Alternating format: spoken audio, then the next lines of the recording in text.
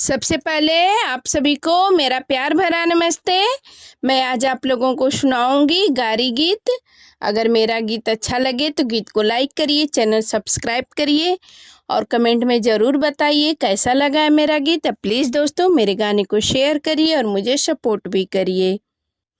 एक में बोई साग पात, एक में बोई धनिया, एक में बोई भाटा, नमस्ते टाटा। एक में बोई साग पात, एक में बोई धनिया, एक में बोई भाटा, नमस्ते टाटा। भट तोड़े चले नी समाधि के बहिना हो, समाधि के बहिना।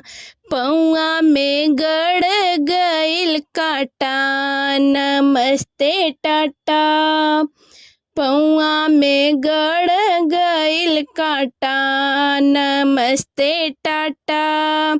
एक में बोई साग पात, एक में बोई धनिया, एक में बोई भाटा, नमस्ते टाटा।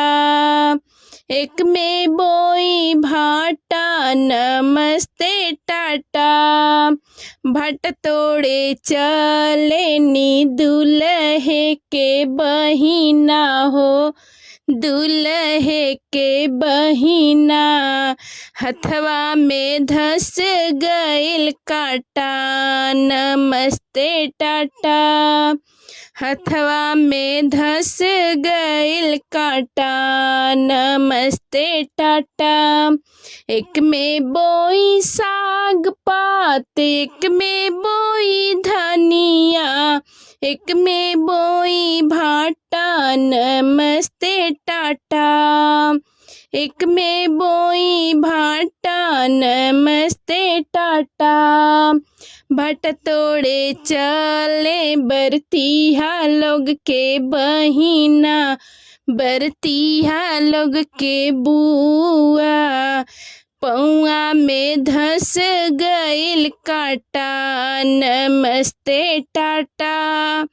पौआ में धस गइल काटा, नमस्ते टाटा।